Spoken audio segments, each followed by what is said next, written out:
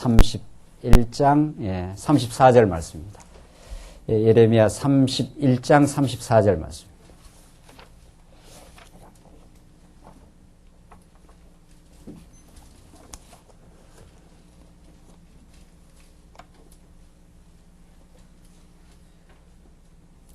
네, 차였은 줄 알고 봉독 드리겠습니다. 우리 하나님의 말씀 구약성경 예레미야 31장 34절 말씀입니다. 그들이 다시는 각기 이웃과 형제를 가리켜 이르기를 너는 여호와를 알라 하지 아니하리니 이는 작은 자로부터 큰 자까지 다 나를 암이니라.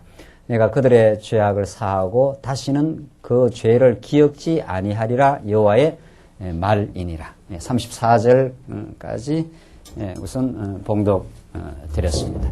오늘 이 봉독 드린 예레미야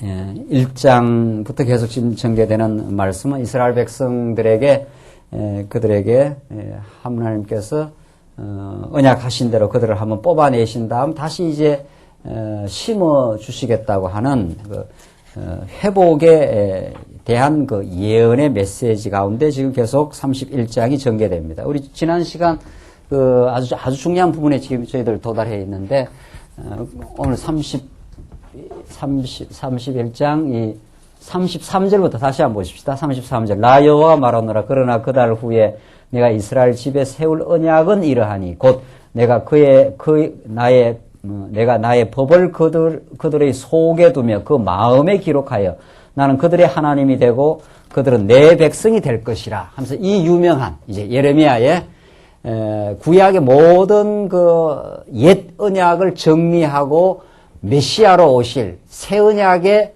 중보자, 새 언약의 그 담당자로 오실 메시아 언약의 내용이 오늘 이 본문에 나타나 있습니다. 물론 예레미야 전체가 다 메시아에 대한 언약입니다만은 특별히 오늘 31장 내용은 예레미야서에서 가장 이제 핵심에 관한 내용에 저희들이 도달해 있습니다. 이것이 옛 언약과 대비되는 새 언약입니다. 지금 예레미야 우리 지난 시간 여기까지 정리하다가 시간이 다 돼서 마치는데 다시 한번 오늘 종합적으로 정리를 하면은 하나님께서 이스라엘 집에 새 언약을 세우겠다. 지금 역사 가운데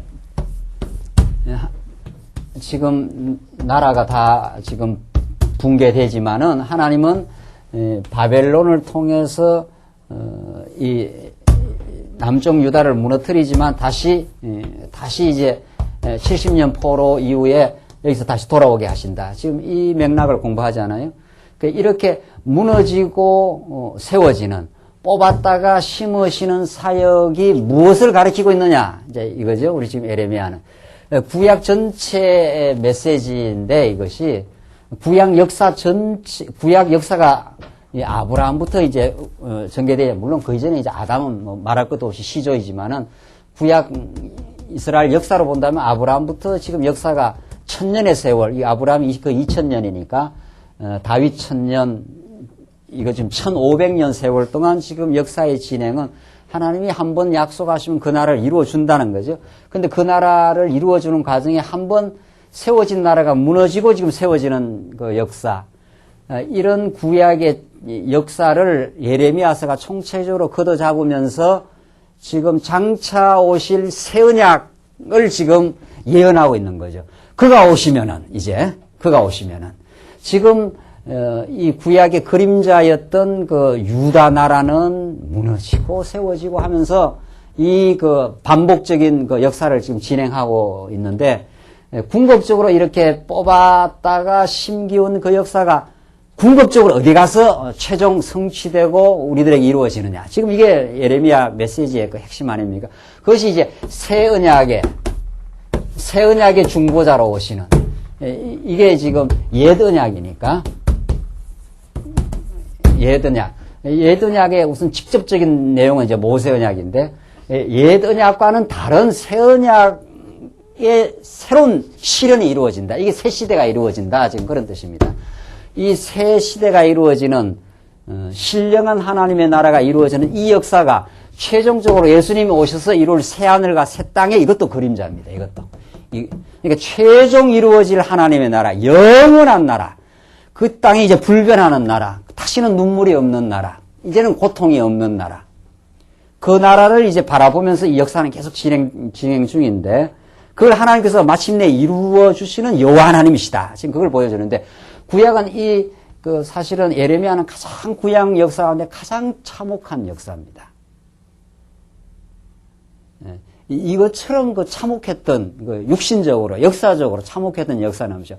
다 죽고, 불타고, 남은 백성들은 다 끌려가고, 이게 지금 예레미야서가 쓰여지는 그 역사적 정황인 거죠. 하나님 그렇게 하신 거죠.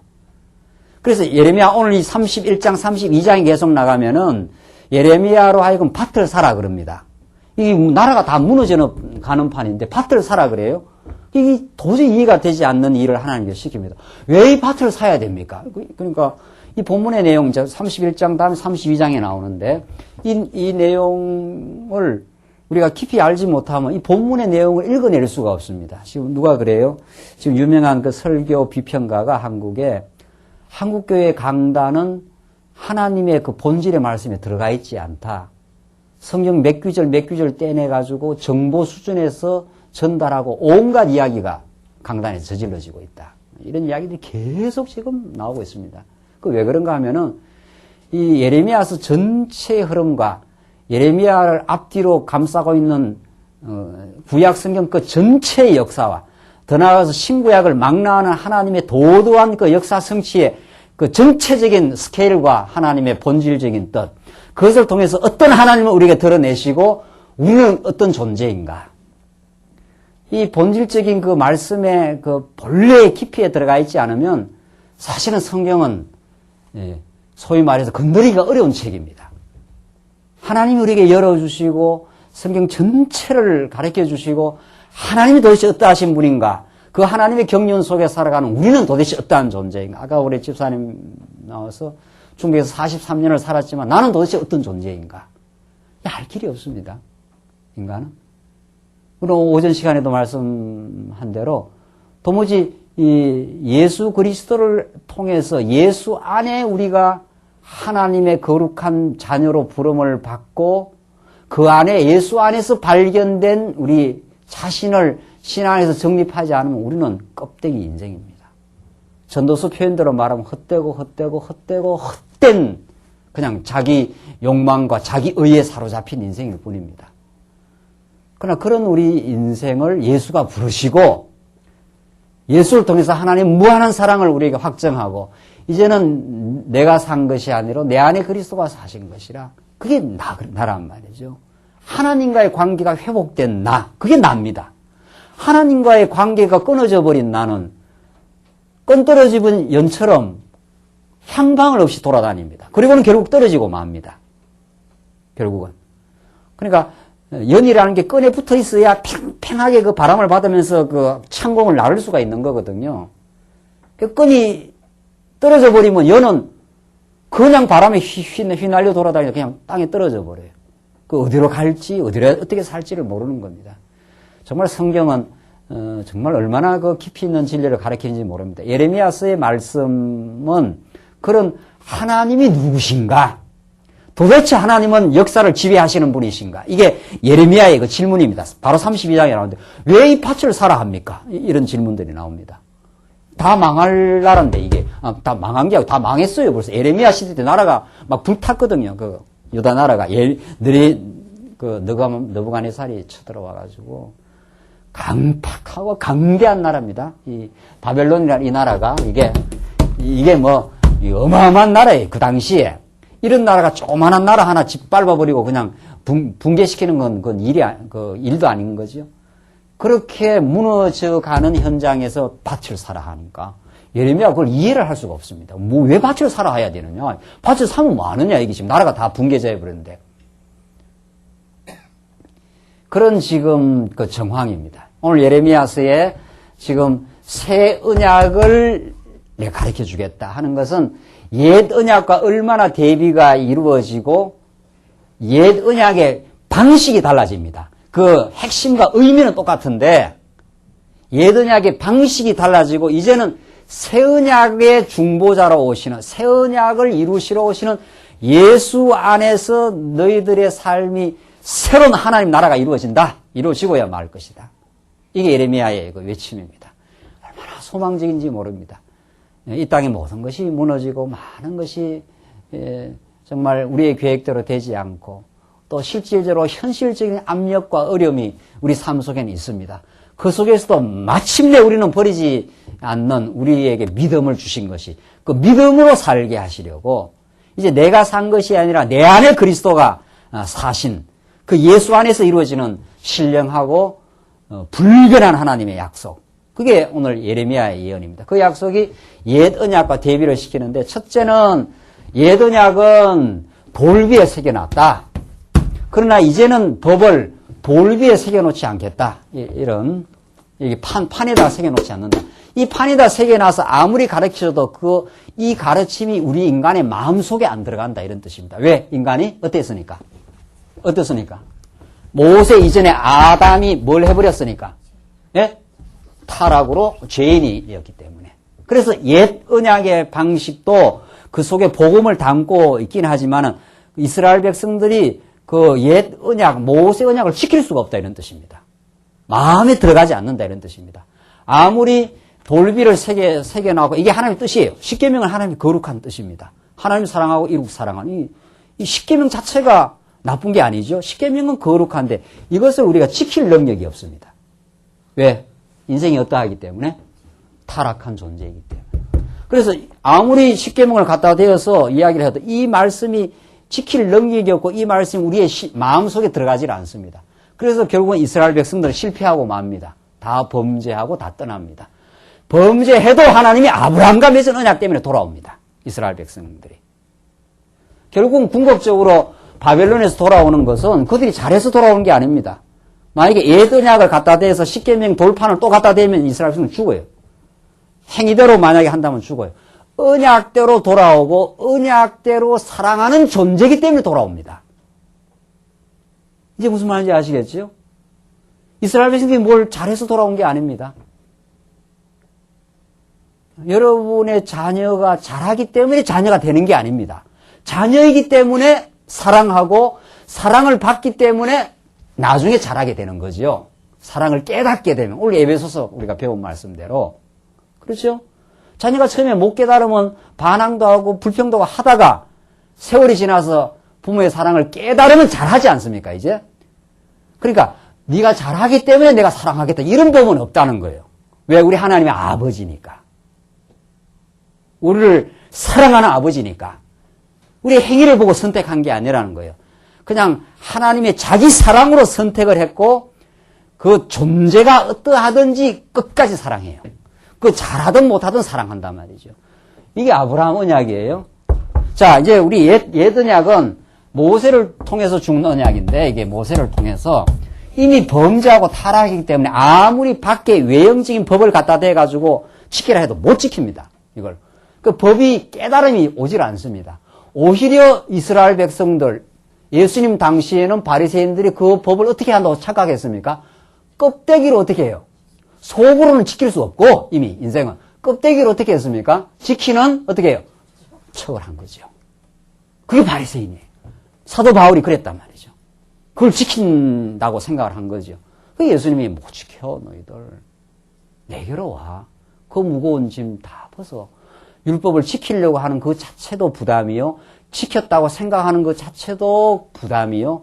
그것 때문에 자기의 진실한 내면을 못 보는 거죠. 우리 집사님 이야기인데 내가 누군지를 못 보는 거죠. 진실한 나라는 것은 궁극적으로는 하나님의 자녀요. 역사적으로는 죄인이요. 그러나 우리는 하나님의 자녀로 선택받은 거죠. 자녀가 된 거죠. 의롭다움을 받은 거죠. 이게 나의 모습이에요. 궁극적으로는 이미 창세 전에 하나님의 우리는 자녀예요. 역사 가운데는 범죄하고 어리석은 존재가 되었다가 이제는 탕자가 집에 돌아오듯이 우리는 하나님의 의를 덧입어 그 믿음으로 돌아오는 거죠.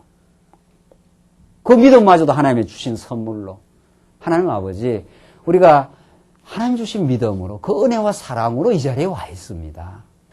이게 무한한 우리의 감사의 내용이에요. 옛 언약은 돌 위에 새겨져 있기 때문에 이걸 이스라엘 백성이 지킬 도리가 없어요. 오히려 지킬 도리가 없는 게 아니라 이 돌비는 이스라엘 백성을 정죄하는 법입니다. 그래서 옛 언약이 아니라 하나하나 보십시다. 33절 다시 보시면 나 여호와가 말하나 그러나 그날 후에 내가 이스라엘 집에 세울 언약은 이러하니 곧 내가 나의 법을 그들의 뭐라고 했습니까? 속에 두며. 이 속이라는 게 신비입니다. 신비. 마음에다가 두겠다. 법을 돌에다가 안 두겠다 이 말입니다. 옛 언약은 돌에 줬기 때문에 지킬 도리가 없어요. 이스라엘 백성들이 지킬 능력이 없는 사람들입니다. 그러니까 육으로는 하나님을 기쁘시게 할 수 없다. 로마서나 히브리서나 믿음으로만 하나님을 기쁘시게 할 수 있다는 거죠. 우리의 타락한 육으로는 하나님을 기쁘시게 할 수 있는 그 가능성이 없습니다. 우리 안에. 그래서 하나님이 뭘 어디다가 하나님의 법을 속에다 두겠다. 그러니까 법을 이제 밖에다 두는 게 아니라 우리 속에다 두겠다는 거예요. 그 속에다 둔 법이 능력입니다. 그게 복음입니다. 그것이 하나님을 섬기게 하는데 그 다음 보십시다. 법을 그들 속에 두며 그 마음에 기록하여 이게 이제 사도 바울이 고린도 후서에서 신비에 기록한다는 말이거든요. 나는 그들의 하나님이 되고 그들은 내 백성이 될 것이라. 나는 너희의 하나님이 되고 나는 너희 하나님이 되고 너희는 나의 뭐가 된다? 백성이 된다. 이게 구약의 모세에게 준 언약 공식입니다. 이게 언약의 선포입니다. 너희가 뭘 나를 잘해서 내가 하는 게 아니라 내가 너희를 백성으로 그냥 삼아주겠다는 거죠. 그러니까 나는 너희의 하나님이 되고 너희는 내 백성이 되고 하나님과 백성 관계는 신약에서는 아버지와 아들 관계로 설명을 한단 말이죠. 신약에서는. 구약에서는 하나님과 그의 백성 관계로. 그 하나님이 선택한 백성이기 때문에 백성을 끝까지 안 놓습니다. 우리 집사님 뭐 그런 노래 불렀잖아요. 하나님 나를 실망시키지 않고 어떻게 해요? 그 노래를 다 기억을 못 하겠네요. 그 노래가 우리 언약적 노래예요. 가만 들어보니까 신실하신 분, 나를 버리지 않는 분, 안 버려요 절대로. 이스라엘에서 마침내 돌아오고야 말아요. 마침내 예수 안에서 정체성을 얻고야 말아요. 우리는. 그래서 영원한 하나님의 백성으로 우리를 부르시고야 말아요. 그래서 우리는 변함이 없어요. 변함없는 사랑 속에 있어요. 때로는 우리의 삶이 말할 수 없는 정말 사망의 음침한 골짜기를 우리가 헤맬지라도 내가 해를 두려워하지 않는 것은 원수 앞에서 우리에게 잔을 넘치게 하시는 하나님. 이게 다윗이 노래 불렀던 그 언약의 하나님입니다. 하나님은 언약하시되 우리를 사망의 엄청난 골짜기 속에서 사울의 정말 그 집요한 그 추격 속에서 어려움을 겪기도 하고 좀 말할 수 없는 도전 속에 원수들 속에 두어서 다윗이 쫓겨다니기도 하고 그 아들 압살롬한테 그 축출당하기도 하고 이 다윗이 겪은 그 인생 파노라마라는 것은 참 우리도 만만치 않은 거 다 겪고 살아갑니다만은 그 전형을 보여줘요. 다윗은 도대체 인생이 겪을 수 있는 그 극한 상황이 어떤 거라는 걸 다윗이 다 겪은 사람입니다. 그 원수 앞에 하나님이 잔을 베푸시는 내 잔이 넘치나이다. 그 속에 하나님의 보호와 인도가 있거든요. 그래서 하나님은 이 돌비에 새긴 것이 아니라 이제 신비에 새겨가지고 백성이 되게 만들어주시고 34절 그들이 다시는 각기 이웃과 형제를 가리켜 이르기를 너는 여호와를 알라 하지 아니하리니 여기서는 자꾸 알라 한다는 거예요. 이 십계명을 갖다 대서 이 하나님을 알라 한다는 거예요. 그런데 새 언약에 오면은 알라 한다 안 한다? 안 한다는 거고 알라 안 하면 어떻게 알라 하느냐 이 말이에요. 새 언약 이 예수님 오신 이후 이 시대는 우리대로 알라 하는 게 아니라 알라 해도 알 수 있는 인식 능력이 있습니까 없습니까? 우리 타락한 인생에게 없어요. 그걸 어디서 우리는 확인할 수 있습니까? 베드로한테 확인할 수 있어요. 베드로는 예수님의 수제자 아닙니까? 예수님 3년 동안 가리켜 돌아다닌 건 아니죠. 3년 동안 데리고 다녔지 않았어요? 마지막에 베드로가 알았습니까? 몰랐습니까? 몰라요, 베드로가 모른다니까요. 그래서 몇 번이나 부인합니까? 3번이나 마지막 부인하잖아요. 아무리 알라 해도 그 진리를 받아들이는 인식 능력이 없습니다. 왜? 뭐 했기 때문에? 타락했기 때문에. 그러니까 예수님께서 세상의 지혜로운 자들에게는 감추시고 어린아이 같은 우리들에게 어떻게 해요? 하나님의 뜻을 계시해 주시고 알게 해 주셔서 감사합니다. 그렇게 말해요. 그 여러분과 제가 하나님의 은혜를 깨닫고 아는 것은 내 인식 능력이 아니라 새 언약의 중보자로 예수님이 오시고 예수님의 약속대로 누가 오셔서 성령이 오셔서 진리의 말씀을 받을 수 있도록 우리 마음 가운데 오셨습니다. 이럴 때 아멘 해야 되는데 말이죠. 성령이 우리 마음 가운데 오셔서 진리를 받아들이도록 하십니다. 그렇죠? 그래서 예수님께서 약속을 하셔요. 요한복음에서 내가 너희와 같이 있는 것보다 어떻게 하는 게 낫겠다. 가는 게 낫겠다는 거예요. 왜?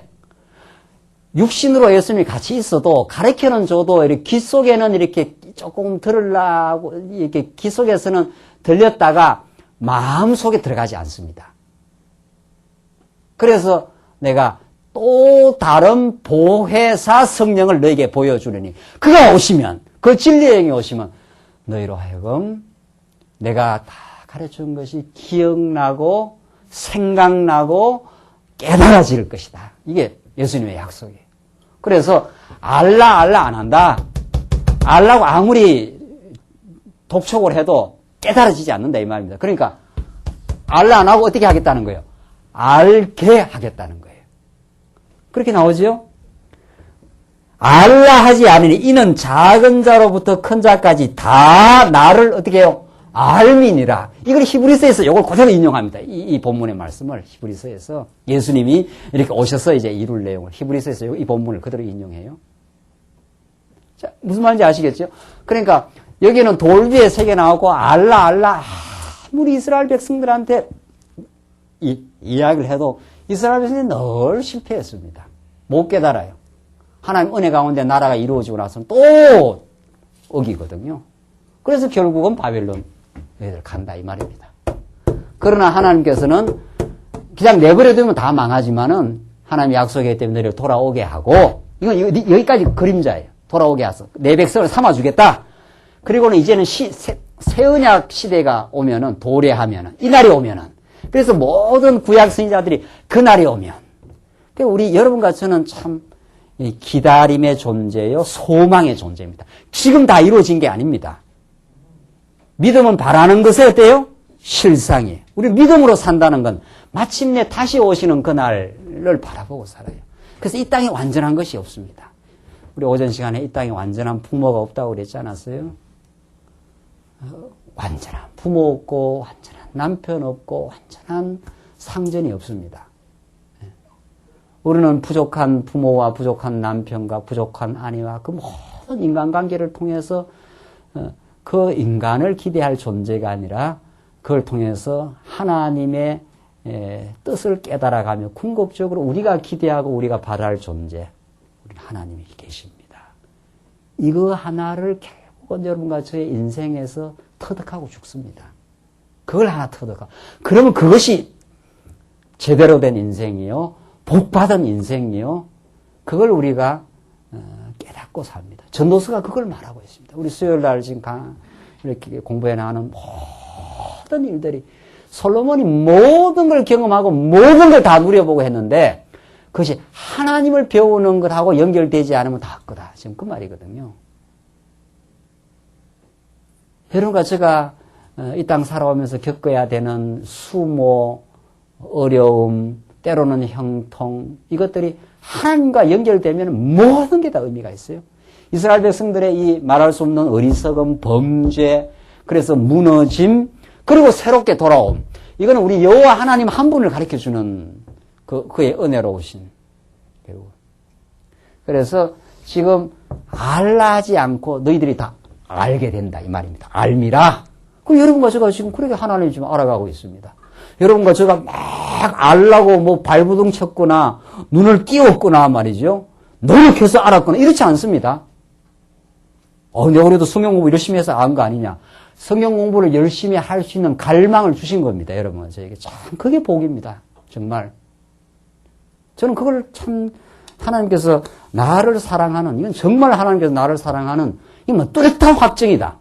제가 말씀 운동 한 30여 년까지 오면서 말씀이 안 들린 때가 별로 없어요. 거의. 뭐 조금 잠깐 너무 힘들었을 때라든가 좀 그런 시련 가운데. 시련 중에 말씀이 들린다는 게 이게 보통 일이 아니거든요. 하나님께서 한번 어렵게 하려면 시련 중에 말씀이 안 들리거든요. 그러나 택한 백성은 궁극적으로 다 들리게 하는 거지만은 여러분, 제가 정말 이 말씀이 들린다는 게 오히려 시련 가운데 말씀이 들릴 때 그 말씀이 꿀송이처럼 답니다. 알고 보면. 하나님 그렇습니다. 내가 이 받아야 될 시련이요. 내가 이걸 겪을 때 하나님의 자녀로 우뚝 설 수 있음이요. 이것이야말로 내가 기대했던 이 세상의 모든 것을 무너뜨리는 하나님의 작업이요. 하나님만이 나의 반석이요. 나의 피난처요. 나의 망대요. 당신만이 나의 목자요. 나의 전부입니다.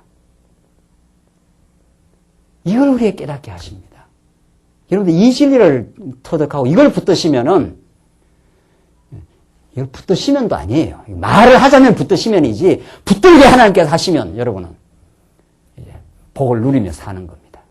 그래서 알라 이렇게 안 한다는 거예요. 신약시대 때는.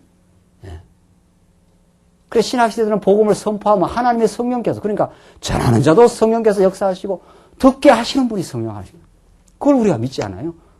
정말 여러분에게 이 말씀이 깨달아진다면 성령 하나님의 역사입니다. 그 다음 보십시다. 알라 하지 아니하리니 이는 작은 자로부터 큰 자까지 다 나를 알미니라. 내가 그들의 죄악을 사하고. 자, 이거 보십시다. 예. 이 부분이 지금 아주 중요한 부분인데, 조금만 여기.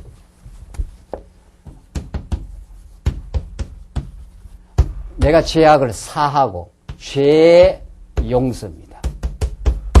새 언약은 죄 용서입니다. 옛 언약은 죄 용서가 아니고 뭡니까? 항상 반대니까.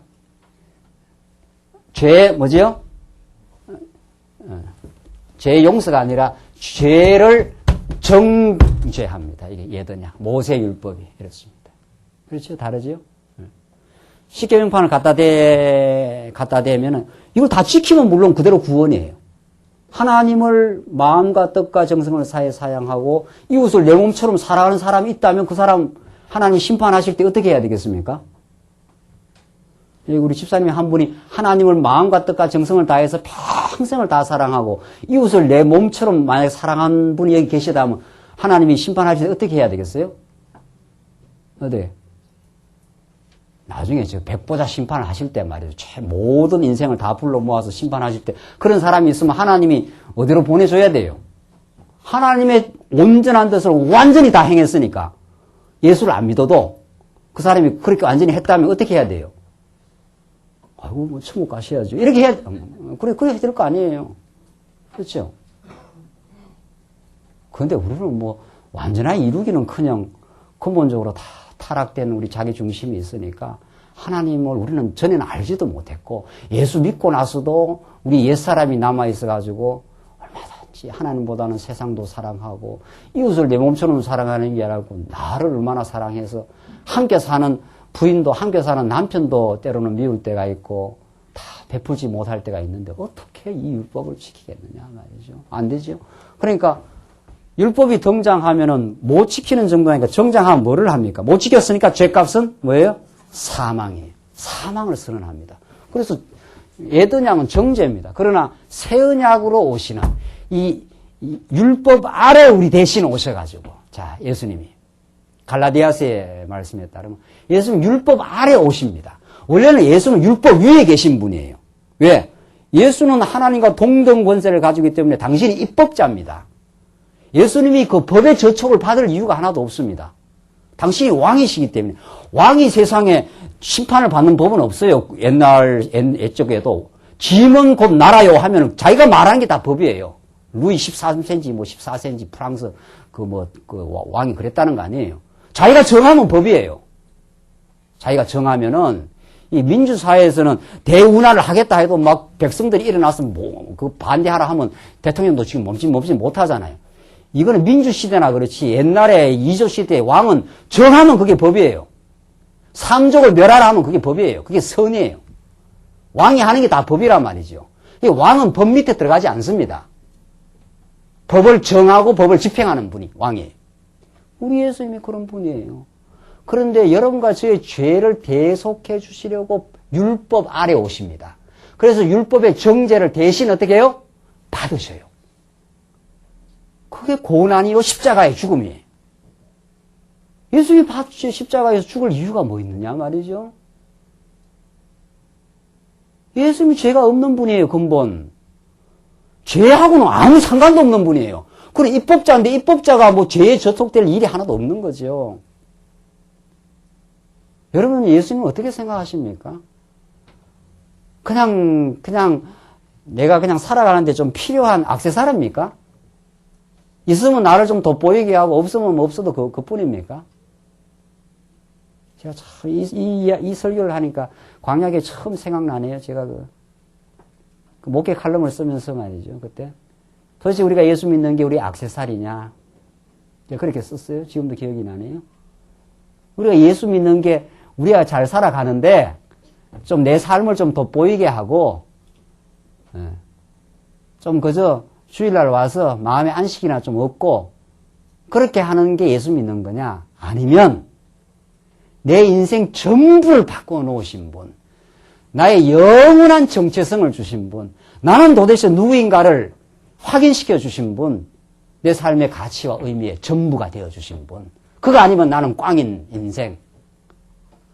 그는 생명이요, 나의 반석이요, 나의 전부입니다. 여러분은 안 그렇습니까? 여러분 그렇게 예수를 안 믿습니까? 여러분에게 지금 중요한 게 있습니까? 여러분 굉장히 지금 놓을 수 없는 게 있습니까? 이것만은 내 삶에서 놓을 수 없다고 생각하는 게 있습니까? 하나님이 예수를 보내신 것은 그것이 만약에 있다면 그건 언젠가 내려놓게 하실 겁니다. 여러분의 능력으로 내려놓지 못해요. 여러분의 명예가 될 수도 있고 여러분의 재산이 될 수도 있고 여러분의 인기가 될 수도 있고 우리의 어떤 소중히 여기는 가족이 될 수도 있고 하나님은 그 모든 것들을 마침내는 내려놓게 만드시려고 예수를 십자가에 못 박습니다. 예수가 우리의 전부입니다. 우리의 모든 것입니다. 그 안에서만 우리는 인생의 참된 가치를 누릴 수가 있습니다.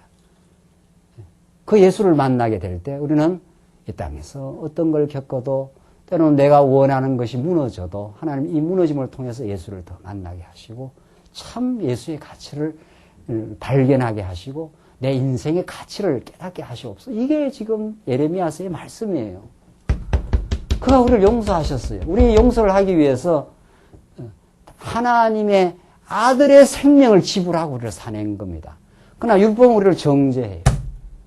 너 죄 있다. 죄가 있다고 정하는 거예요. 그러나 예수님은 대신 정죄를 받고 죄 없다고 해주는 거예요. 없다 죄가. 이제는 다 갚았다 이 말이죠. 그리고 우리가 얼마나 이게 수고하고 무거운 짐을 다 벗은 거예요. 우리가. 누가 우리를 사랑의 줄에서 우리를 끊을 수 있겠느냐? 사도 바울이 로마서에서 환난이냐 기근이냐 어떤 것도 하나님의 사랑의 줄에서 우리를 끊을 수 없다. 이게 사도 바울이 그 복음을 깨닫고 얻었던 확신입니다. 어떤 것도 하나님이 위하시면 누가 우리를 송사하겠느냐? 우리를 고소하겠느냐 이 말입니다. 너 죄인이야. 너 형편없는 인간이야. 여러분들 내가 죄인이라는 느낄 때도 그걸 정죄감으로 고백할 필요가 없습니다. 내가 과거의 죄인이었다 이런 뜻입니다. 여러분의 새로운 정체성은 뭡니까? 내가 이제 뭐가 된 겁니까? 의인이 된 거예요. 하나님의 자녀가 된 거예요. 의롭다고 해준 거예요. 그러니까 내가 죄인입니다 고백하는 건 죄인이니까 내가 형편없고 이런 울라는 이야기가 아니에요.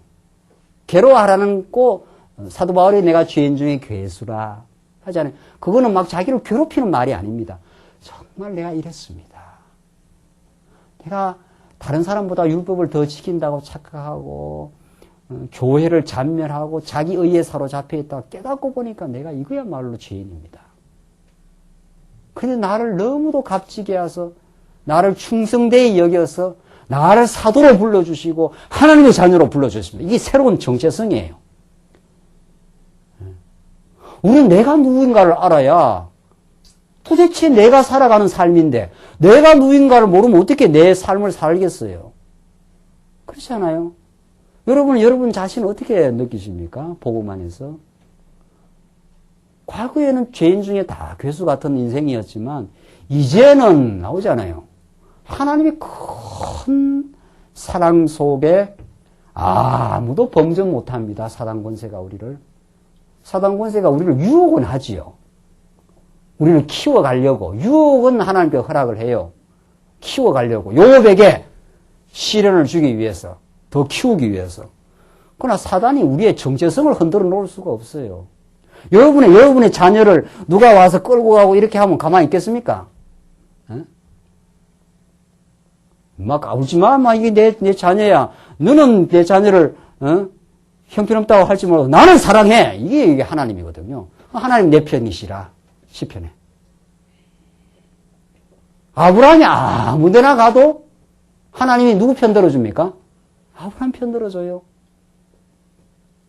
이게 우리의 담대함입니다. 하나님 우리의 편이에요. 하나님 우리를 용서하셨어요. 깨끗하게 용서했어요. 여러분들 죄책감도 필요 없고 이제는 수치감도 필요 없습니다. 우리 인간이 범죄하고 나서 이렇게 숨었지 않았어요. 그게 인간의 내면 속에 자꾸 쭈삣쭈삣대고 이렇게 하는 그 수치감이 인간 본질 속에 있습니다. 자꾸 숨으려 하고 말이죠. 이런 거. 사람이 당당하지 않고. 이게 인간 내면 속에 다 있습니다. 근데 예수를 만나면 뭐가 변합니까? 하나님이 내가 못난 구석이 많고 하나님 만약에 내 속을 보신다면은 형편없는 구석이 있는데 하나님 이거 밝은 얼굴로 봐주세요. 하나님 용서하는 마음으로 우리를 봐주세요. 그러니까 우리가 당당하지요. 부모님이 당당한 거는 뭐 잘해서 당당한 게 아닙니다. 잘못하고 형편없는데도 용서를 해주니까. 딴 데 가면은 학교 가면은 좀 별 볼 일 없어도 집에 오면 그래도 자녀거든요. 그래도 자녀예요. 천하 없어도. 그러니까 밤 내놔라고 과음지로 그래요. 예. 이 자식 네가 밤 내놓으라 할 권한이 있냐 말이야. 가만히 보면은 말이죠. 이 밤 내놓으라 할 권한이 하나도 없어요. 행계 있어, 일을 했어, 말이죠. 근데 밥 때만 되면 저것만한테 닥달을 하네요. 어디 나갔다 오면은 밥 빨리 안 차려놓느냐고 말이죠. 그만 보면 이 자식은 무슨 권한으로 이렇게 발언권이 세냐 말이죠. 우리가 발언권이 센 사람들입니다. 하나님 말이죠. 당신 내 용서했지 않습니까? 그럼 하나님 꼼짝하면 뭐합니까? 꼼짝 못해요. 나중에 심판할 때 말이죠. 너 죄 많이 지었잖아. 당신이 용서했지 않습니까? 꼼짝 못해요. 하나님. 그래서 마지막에 뭐가 나옵니까? 내가 그들의 죄악을 사하고 다시는 그 죄를 기억지 아니하리라. 이게 정말 이게 대단한 말씀입니다. 이걸 히브리서에서 요걸 본문을 요대로 인용하거든요. 하나님 우리 죄를 어떻게 해요? 죄는 알아요. 하나님이 우리 죄를 지었다는 건 알아요. 다 알고 있어요. 하나님 모르시겠습니까? 우리의 전후를 두르시는 분, 시편의 표현대로 우리의 마음을 다 통촉하시는 분. 통촉이라는 건 다 속을 들여다본다 이런 뜻입니다. 천하 없는 우리가 아무리 숨기려 해도 숨길 수가 없어요. 그런데 하나님은 죄를 다 용서해버렸기 때문에 이 사랑은 망각적입니다. 부부가 사는 것은 행동 꼬치꼬치 따지면 못 삽니다. 절대로. 못 살아요. 사랑의 눈으로 이렇게 보니까 이렇게 못나고 이런 게 있는데 지나가면은 그만 눈이 또 멀어가지고 그냥 덮어서 그냥 사랑하는 거예요. 자식도 마찬가지고. 이 가족 관계라는 게 그렇습니다. 이게. 사랑의 관계는 그래요. 그 행동 하나로 보면은 형편없는 것도 있고 내 마음에 안 드는 것도 있고 못난 구석도 있고 말이죠. 근데 좀 지나고 보면은 이 사랑의 관계로 묶여 있고 더군다나 하나님의 신령한 사랑의 관계로 우리가 보기 때문에 그걸 잊어버려요. 그걸 사랑의 그 묘약이 그렇게 내한테 못되게 하고 잘못하고 이런 것까지도 다 덮어버립니다. 사랑은 허다한 죄를 어떻게 해요? 덮느니라. 이 놀라운 하나님의 사랑 속에 우리가 삽니다. 그러니까 우리한테 잘못하고 이런 거 다 기억하면요. 못 살거든요, 우리가. 그래서 하나님이 우리를 어떻게 해요? 죄를 기억 안 하겠다는 거예요. 근데 이놈의 부흥사들이 와서 죄를 덜쳐내고 말이죠. 죄를 떨쳐내서 사람을 위협을 가하고 죄를 사하려면은 별미연보 가져오라고 얼마나 부흥회가 그걸 독촉을 했냐 말이지. 응? 아니, 하나님께서 우리 죄를 다 십자가에서 용서하시고 기억지 않으신 분입니다. 그러니까 우리가 하나님 앞에 나가죠. 하나님 막 계속 내 죄를 지금 지적하고 심판하고 하면 어떻게 하나님 앞에 나오겠어요? 오늘 이렇게 우리가 나오겠냐 말이죠. 당장에도 꿀리는 게 많지. 하나님 내가 죄인입니다. 우리는 고백을 하는 거예요. 하나님 내가 참 하나님보다도 지난 일주일 동안도 헛짓도 많이 하고 하나님보다 사랑하는 것도 많고 하나님보다 의지하는 것도 많았습니다. 그러면 하나님 뭐라 그런 줄 아십니까? 그래, 네가 알았으니까 참 다행이다. 그것도 모르고 사는 사람도 있거든요. 이 말이 좀 이해가 안 가시는가 봐요, 눈치가. 자기가 지금 무슨 잘못을 했는지도 모르고 사는 수도 있습니다, 우리가. 그런데 우리가 예수 믿고 복 받았다는 거는 내가 참 틀렸구나, 과거에. 내가 헛짓을 많이 하고 살았구나. 그거 깨닫는 거 엄청난 큰 깨달음입니다. 그거 깨달은 걸 우리는 겸손이라 합니다. 그것만 깨달으면 우리 삶에 큰 문제가 없습니다, 알고 보면. 그걸 못 깨닫고 자기가 의롭다고 착각하고 자기 의를 다른 사람들의 주장까지 하면서부터 갈등이 생겨요. 그러니까 우리가 예수 앞에 나올 때 하나님 참, 내가 참 하나님보다 너무 세상을 의지하는 게 많고 그랬습니다. 그럼 하나님 당신을 나를 사랑으로 자녀로 선택해 줬지 않습니까? 당신의 용서를 믿고 나왔습니다. 우리가 믿음으로 사는 사람이에요. 믿음이라는 게 도대체 뭡니까? 믿음이라는 게 예수가 하신 걸 믿는 겁니다. 우리의 형편이 좋으면 요 믿음이 좀 생기고 형편이 나쁘면 없어지고 이런 게 아닙니다. 믿음은 하나님이 이루신 역사적 일입니다. 우리가 형편이 좋든 나쁘든 감정이 좀 상하든 안 상하든 하나님이 예수 안에서 역사 가운데 언약대로 이루어 놓은 일이 믿음이에요. 그러니까 여러분과 저는 살아가다가 마음이 상하고 어려운 일을 당하면 마음이 흔들릴 수는 있습니까? 없습니까? 없는 사람 있습니까? 세상에?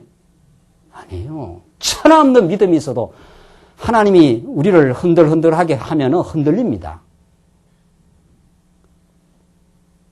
힘든 일을 당하는데 세상에 마음이 안 흔들릴 사람이 있습니까? 당장 아이가 막 아파서 지금 막 큰 일이 생겼는데 부모가 마음이 안 흔들릴 사람이 있느냐 말이죠. 지금 불도가 나가지고 막 집이 다 날아가고 막 지금 하는데 마음이 안 흔들리겠어요? 흔들려요. 힘들고 고통스러울 때가 있어요. 그러나 무엇이 안 흔들립니까? 그런데 이 부분이 굉장히 중요한 부분입니다. 오늘 이 말씀이 얼마나 중요한지 몰라요? 우리는 흔들려요, 과정에서는. 그러나 무엇이 안 흔들립니까? 예수님의 언약대로 예수를 통해서 객관적으로 역사적으로 우리의 주관과 상관없이 이루어 놓은 하나님의 사랑의 그 실현이 흔들려요, 안 흔들려요? 안 흔들리죠. 그게 반석이라 그래요. 하나님이 예수를 2000년 전에 우리가 여기 살고 있는데 당신의 사랑을 여러분과 저의 죄를 다 용서하시겠다고 하는 그 약속을 이미 구약에 하셨고 새 언약의 중보자로 오셔서 그것을 실현하게 하시겠다고 하신 하나님의 뜻이 변개함이 있습니까? 없습니까? 없고 역사 가운데 이루어졌어요? 안 이루어졌어요? 이루어진 걸 믿어요, 우리는. 그걸 믿음이라 그래요. 그러니까 그 믿음은 내가 과정에서 삶에서 마음이 상하고 여러 가지 삶에서 힘든 일을 겪을 때 마음이 흔들리기도 하고 시련이 오면 괴로워하기도 하지만 그 믿음으로 산다 했을 때는 그 믿음이 안 흔들려요. 이게 분명합니까? 그 믿음으로 살기 때문에 우리가 이 세상을 힘차게 사는 거지 내 환경과 조건으로 이렇게 힘차게 사는 게 아닙니다. 환경과 조건은 때로는 말할 수 없는 참 견디기 어려운 수모를 겪으면서 말이죠, 우리가. 믿음으로 산다는 것은 언약하신 하나님을 믿는 겁니다. 그 반석이심을 믿고 그가 나를 아주 버리지 않는다는 걸 믿고 그가 이루신 용서를 믿습니다. 하나님 우리를 기억하지 않겠다고 하시는 우리 죄를 기억하지 않다. 근데 율법은 걔를 어떻게 해요? 늘 들춰내요. 밝혀내요. 율법은. 너 죄인 아니야. 죄인 아니야. 죄인 아니야. 계속 밝혀내요. 그 율법 아래 있으면 죽어요, 우리가. 율법 아래 있으면. 하나님께서 예수를 보내서 율법에 대신 정죄와 저주를 받으시고 다시는 그 죄를 기억지 아니하리라 여호와의 말이니라. 하나님이 머리가 좋으신 분인데 왜 기억이 안 나겠어요? 하나님 다 알고 계셔요. 그런데 용서하고 없다고 해주겠다는 거예요. 뭘로? 무한한 사랑으로. 사랑은 눈 머는 일입니다.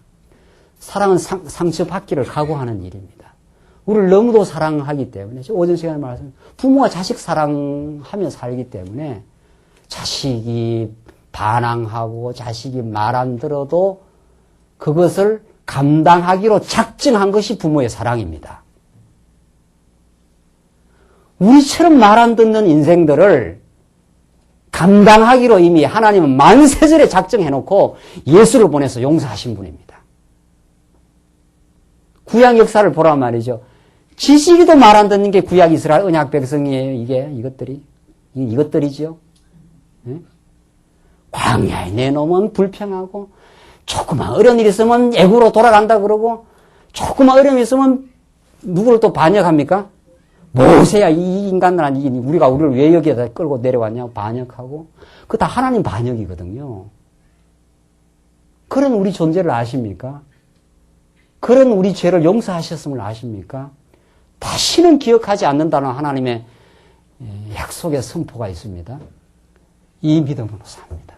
우리는 이 믿음을 주셨어요. 이게 흔들리지 않습니다. 이건 안 흔들리는 반석이에요. 이 믿음으로 살기 때문에 우리는 오늘 이 새 언약의 말씀,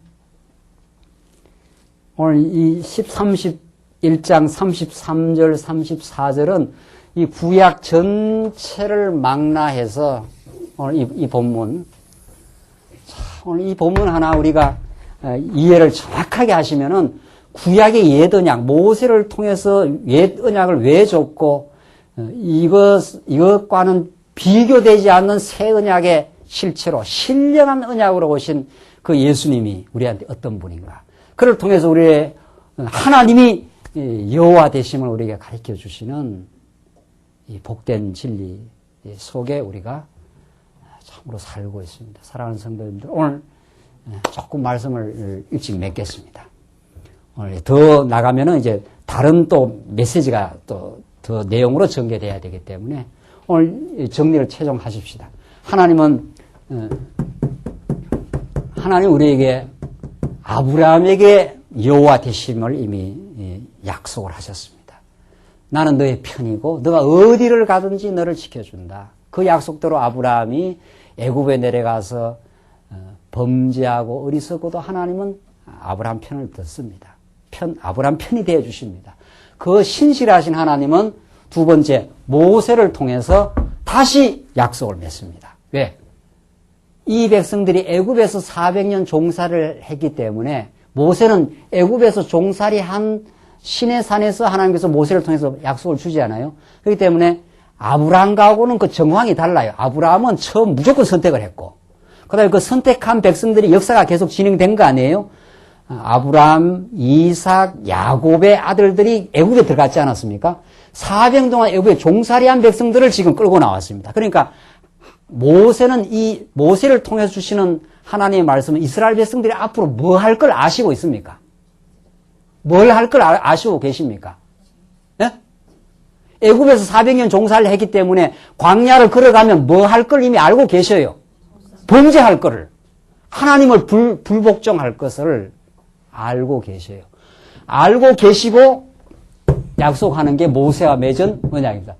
너희들이 나를 불순종하고 너희들이 나를 떠나가도 나는 너의 뭐가 되고 하나님이 되고 너희는 나의 어떻게 해요? 백성이 되겠다는 일방적 선포입니다. 이것도 시내산에서. 그렇죠? 이 지금 이제 방향이 잡히십니까? 아브라함 언약을 왜 주시고 모세 언약을 왜 주시고 그 다음 새 언약을 왜 주시는가? 이걸 잡으면 이제 성경 전체가 이제 지금 전개되지 않아요? 그래서 하나님께서 모세를 통해서 시내산에서 너희는 내 백성이 되고 나는 너희 하나님이 될 것이다. 그리고 이걸 피로 언약을 맺겠다. 이렇게 말합니다. 시내산에서. 이걸 피로 맺은 언약이라 그럽니다. 이게. 그 아브라함 언약하고는 다르지요? 근본 의미는 똑같아요. 똑같이 다 하나님의 사랑을 표현하는데 아브라함과는 일방적으로 선택하고 그냥 언약을 맺어버렸어요. 근데 모세에게는 두 번째 하나님께서 모세에게 나타날 때는 이 백성들이 애굽에 400년 종사를 했기 때문에 말할 수 없이 범죄하는 백성들입니다. 죄로 가득 찬 백성들이. 그러니까 이 백성들은 광야에 데리고 나가면은 계속 뭐하고 살 겁니까, 이제? 계속 범죄하고 산단 말이죠. 범죄하고 살면 하나님의 공의의 법칙을 들이대면 다 죽게 돼 있어요. 그러니까 이 백성들을 살리려면은 피를 누가 흘려야 돼. 이 말을 꼭 기억하세요. 사랑을 하려면 뭐 하기를 각오해야 된다고요? 예?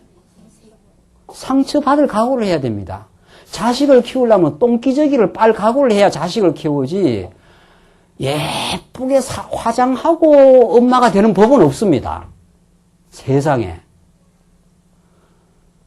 그 엄마는 밖에 나와서 파티 갈 때 한번 하는 거지 세상에 자식을 키우는 엄마는 손이 발이 다 딸고 똥기저귀 빨아야 되고 똥기저귀 요새는 안 빠는가 봐요. 요새는 그 옛날에 빨았지. 요새는 그 사대야 돼요. 돈으로. 무슨 기저귀라고 합니까 그걸? 종이 기저귀인지 뭔지 나왔지 않았어요. 그래도 돈이 들지 않아요. 그거는 돈이. 힘이 안 들면 돈이 들어요. 돈이 그냥 벌리나요. 돈이. 피땀이 들어가야 돈이 다 벌어지는 거지. 사랑하기로 작정하면은 편안하게 되는 법이 없습니다. 반하고 반역하고 원망하는 자식을 끌어안고 사는 게 사랑이에요. 그렇게 상처를 받는 거예요. 사랑이 그렇게 위대한 겁니다. 사랑하지 않으면 다 피해버려요. 다. 사랑하지 않으면. 사랑이 없으면 다 싫은 거예요. 왜 내가 상처를 받냐 말이지. 이 고생을 하고. 그게 사랑의 운명입니다. 하나님 당신의 아들 예수 그리스도를 가장 큰 상처를 받지 않아요? 우리 때문에. 머리에 가시 면류관 쓰시고 십자가에 두 손이 못 박히시고 그렇게 우리를 사랑하신 겁니다. 여러분과 제가 더 이상 어떻게 사랑을 받습니까? 이거는 이미 역사적으로 이루어진 사실이에요. 그걸 사랑을 로마에서 확정했다 그래요. 그게 안 흔들립니다. 염려하지 마시고 불안해하지 마시고 두려움 가질 필요 없고 여러분과 제가 어떤 환경에 있어도 어떤 범죄 때문에 몸부림치고 마음의 죄책감을 가지고 갈등해도 이제 두려워할 일이 없습니다. 이미 이루어졌습니다. 예수님을 통해서. 그래서 하나님은 모세와 언약을 맺을 때 피로 맺습니다.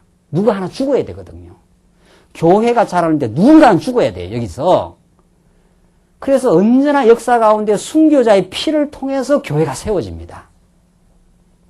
예수님의 십자가의 피를 통해서 만세 교회의 기초가 세워졌다면은 구체적인 역사적인 교회가 세워진 데는 누가 죽어야 하고 누가 희생을 피땀을 흘려야 하고 누군가는 여기에서 헌신을 했어야 하고 그래야 세워지는 게 가정이고 그래야 세워지는 게 교회입니다. 우리가 전날에 너무 말씀 운동을 쉽게 생각해요. 다 하나님 하시지 뭐. 다 하나님 하시죠. 그 말이 얼마나 깊은 의미를 갖고 있는지 모릅니다. 여러분과 제가 사랑의 감동을 가지고 하나님 나는 예수 안에서 이 놀라운 새로운 정체성을 회복했습니다. 내가 예수가 아니었으면 아무것도 아닌 인생입니다. 그저 욕망에 질질 끌려다니면서 살다가 그저 조금 좋은 일이 있으면 좋아하고 조금 힘든 일이 있으면 그냥 그렇게 살다가 갈 인생인데 이제 얼마나 복된 인생을 예수 안에서 용서받은 인생을 다시는 죄를 기억하지 않겠다고 하신 하나님의 놀라운 사랑을 우리에게 허락하셨고 그 사랑 속에 이제는 이웃을 섬기며 정말 주를 향하는 그 복된 마음을 가지며 삶의 시련이 와도 주를 의지하며 전진하는 이 아름다운 새 언약의 세계 속에 신령한 세계 속에 여러분과 저를 이미 허락하시고 지금도 인도하시고 지금도 우리를 놓지 않습니다. 지금 만약 여러분의 삶에 원치 않는 어려움과 절망스러운 상황이 있다면 그것은 여러분과 저의 옛사람을 깎아내는 하나님의 거룩한 손길일 뿐입니다. 그 말씀 안에서 위로받으시고 새 힘을 얻으시고 새 언약의 성도로 주를 의지하며 사시기 바랍니다. 기도하십시다. 우리 자비하신 하나님 아버지 은혜를 감사합니다. 얼마나 하나님의 거룩하고 복된 언약의 말씀 속에 우리를 두셔서 아브라함이 약속하시고 제차 모세와 약속하시고 우리 예수님과 약속하신 그 영원한 불변한 언약적 사랑을 우리에게 가르쳐 주심을 감사합니다. 우리가 예수의 사랑을 참으로 깊이 몰라 많이 저희들 방황도 했었고 이 세상 것을 많이 부러워했던 삶이 있습니다. 이제는 부러울 것 없고 이제는 두려울 것 없고 이제는 주 안에서 새로운 인생으로 탈바꿈 시켜주심을 감사합니다. 이 믿음으로 저희들 이 세상을 당당하고 힘있게 살게 하시옵소서. 이 복음 널리 퍼져가 이 복음 안에 참 새로운 소망을 얻는 하나님의 백성들 불같이 일어나게 하시옵소서. 예수님 이름으로 기도하옵나이다. 아멘.